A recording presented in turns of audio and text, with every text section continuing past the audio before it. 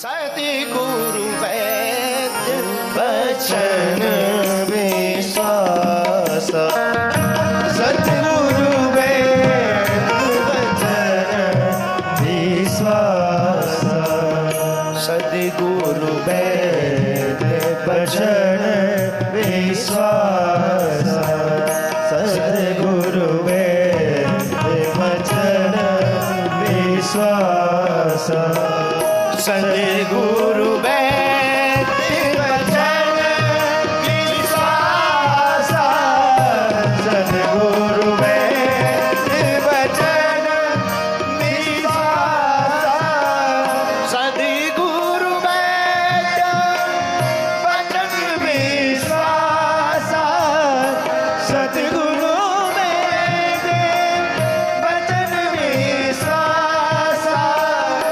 श्री राम जय राम जय राम, श्री राम जय राम जय राम, श्री राम जय राम जय राम।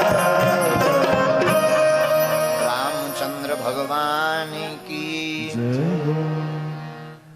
सद्गुरु वैद्य वचन। आज की कथा का सूत्र है, विपत्ति को भी संपत्ति की तरह मानना चाहिए, क्योंकि विपत्ति भी संपत्ति है, अनुभव की पूंजी है। विपत्ति आए तो सद्गुरु कहते हैं हमें घबराना नहीं चाहिए, गुरु कहते हैं घबराना नहीं चाहिए। विपत्ति भी संपत्ति है, हमें शिक्षा देती है, उसको स्वीकार करना चाहिए। याद रखना, जिसको गुरु दृष्टि पर भरोसा है उसकी कभी दुर्गति नहीं हो सकती। सदगति का एक उपाय है शरणागति। अगर आप सदगति चाहते, सदगति क्या है? अच्छी गति। दुर्गति क्या है? बुरी गति। उसको दुर्गति कहते हैं, अच्छी गति को सदगति कहते हैं। सदगति हम सब ये जो कर रहे हैं, सत्कर्म कर रहे हैं, इससे सदगति निश्चित है। बुरा ना मानना, आपको एक बार सोचना चाहिए जिंदगी में। जितने विश्व के लोग हमें सुन रहे हैं, मैं प्रार्थना करूं आज की चर्चा में आपको एक बार सोचना चाहिए, तुम संसार में हो या संसार तुम में। तुम्हें सोचना पड़ेगा कि तुम जीने के लिए खाते हो या खाने के लिए जीते हो। तुम्हें सोचना पड़ेगा ईश्वर तुम्हारे अंदर है या तुम ईश्वर के अंदर हो। आज का विचार, सुबह बैठे बैठे पता नहीं आज आज तो हमने बड़ी देर से नहाया, बहुत देर से नहाया। अब कितनी देर से नहाया ये नहीं बताएंगे, वरना तुम फॉलो करोगे।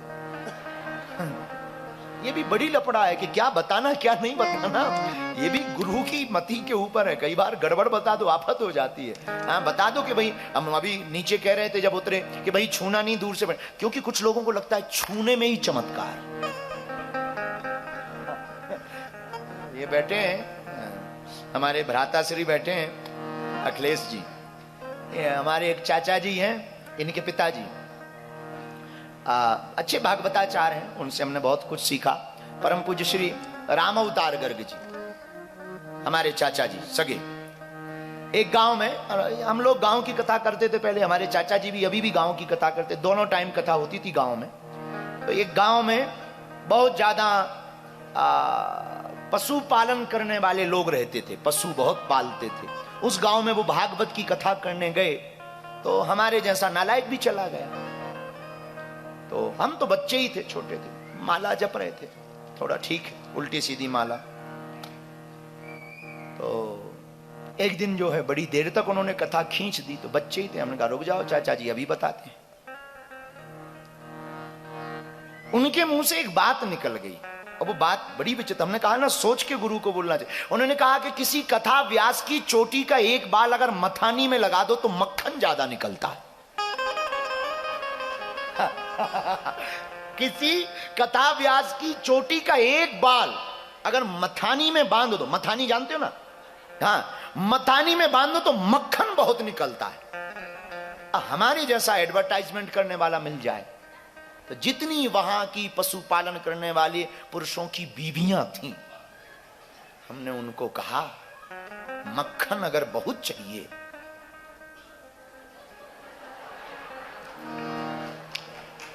दूसरे दिन सुबह से 2.5 केजी की, अब वो दूध घी की खाई माताएं, ये मोटी, ये हाथ जबरदस्त, इतना मोटा मोटा हाथ, लोटा ले ले लाइन में खड़ी। तो हमने कहा चाचा जी आज तो बहुत भीड़ दर्शन को आई है।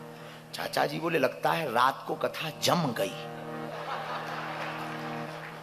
हम कहा जमनी गई या फल गई? और 8 बजे से श्रोता आ गए, मतलब सुपर डुपर। उनको भी लगा, तो उन्होंने भी जल्दी स्नान किए। जैसे ही स्नान करके बैठे, पूरी माताएं गिरी, किसी ने बाहर, आगे के, पीछे के, चोटी के तो छोड़ो, खपड़िया के बाल नहीं बचे।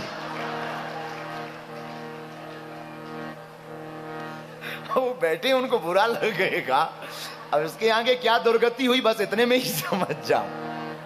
तो गुरु को बहुत सावधान होकर बोलना चाहिए कि आप बोल क्या रहे हैं, इसका इफेक्ट क्या पड़ेगा। बहुत विचित्र है, बहुत विचित्र है। तो किसी ने कह दिया होगा कि गुरुजी को छू लो काम हो जाएगा। तो तुम देखो, तुम जितने ये जो काले काले लोग क्यों लगे हैं, छू ना पाए।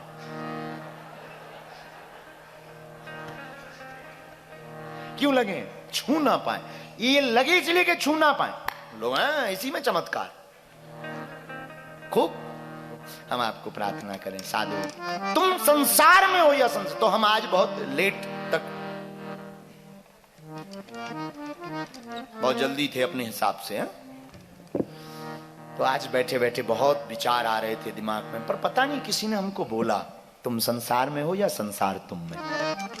तुम्हें विचार करना चाहिए, तुम में ईश्वर है या ईश्वर तुम में है। तुम्हें विचार करना चाहिए, तुम जीने के लिए खाते हो या खाने के लिए जीते हो। तुम्हें विचार करना चाहिए। और अगर इसी सूत्र पर तुमने विचार कर लिया, हमें लगता है कि पूरी कथा तुम्हें समझ आ जाएगी, फिर बहुत कथा की आवश्यकता नहीं पड़ेगी। फिर तुम्हें वैराग्य स्वभाव बस जागृत होगा। तुम रहोगे संसार में, पर संसार के नहीं, ठाकुर के रहोगे। वैराग्य का मतलब ये नहीं है कि तुम्हें घर छोड़ के बाबा बनना है या बैरागी बनना। हमारा सिद्धांत उल्टा है। बागेश्वर धाम की व्यासपीठ कहती है कि तुम जहां हो हम तुमको वहीं बैरागी बनाएंगे। तुम्हें हिमालय आने की आवश्यकता नहीं है। तुम्हारा वैराग्य इतना ऊंचा होना चाहिए कि हिमालय तुम्हारे जीवन में आ जाए। तुम्हारी भक्ति इतनी ऊंची होनी चाहिए, गुरु तुम्हें खोजता आवे। जैसे सबरी को राम खोजते गए। सबरी कहां है? सबरी निहारे सबरी, सबरी निहारे रास्ता, आएंगे राम जी। सबरी निहारे रास्ता, आएंगे राम जी। सबरी निहारे रास्ता, आएंगे राम जी। सबरी निहारे रास्ता, आएंगे राम जी। वन में बहुत महात्मा रहते, सबरी आए, वन में बैठी है गुरु वचन पर, राम आएंगे। वन में 4 प्रकार के महात्मा रहते थे। दूधाहारी महात्मा, जलाहारी महात्मा, पयाहारी महात्मा, पवनाहारी महात्मा। 4 प्रकार के महात्मा। एक महात्मा बोले राम अगर वन में आएंगे तो पहले हमारी झोपड़ी में आएंगे। क्यों? क्योंकि मैं फलाहारी हूं, मैं केवल फल खा के रहता हूं, मेरी तपस्या उज्ज्वल है। दूसरा महात्मा बोले चुप रहे, राम आएंगे तुम्हारे घर नहीं आएंगे, सबसे पहले मेरी झोपड़ी में आएंगे। क्यों? क्योंकि तुम फलाहारी हो, मैं जलाहारी हूं, केवल जल पी के रहता हूं। राम सबसे पहले मेरी झोपड़ी। तीसरा बोला चुप रहो, न फलाहारी के घर आएंगे न जलाहारी की झोपड़ी में। राम अगर बनाएंगे तो सबसे पहले मेरे घर आएंगे। क्यों? मैं पयाहारी हूं, केवल दूध पी के रहता हूं। तब तक चौथा महात्मा बोले चुप रहो, तुम तीनों की झोपड़ी में नहीं आए, मेरी झोपड़ी में पहले राम आए। क्यों? न मैं फलाहारी हूं, न दूधाहारी, न पयाहारी, न मैं जलाहारी, न पयाहारी, न फलाहारी, मैं पवनाहारी हूं, केवल हवा लेता हूं। राम आएंगे सबसे पहले मेरी झोपड़ी में आएंगे। और माई बाप राम आए, न पवनाहारी के घर गए, न जलाहारी की झोपड़ी में गए, न फलाहारी की झोपड़ी में गए, न भैया पयाहारी की झोपड़ी में गए। राम चारों की झोपड़ी के बाहर खड़े होके बोले सबरी कहां रहती है? सबरी कहां? सबरी का पता पूछते राम। मेरे माई बाप, हम तुमसे कहते हैं कि तुम में ईश्वर अंदर है या ईश्वर के अंदर तुम हो? विचार करो, तुम में संसार है या संसार तुम्हारे अंदर है या संसार के अंदर तुम हो? विचार करो।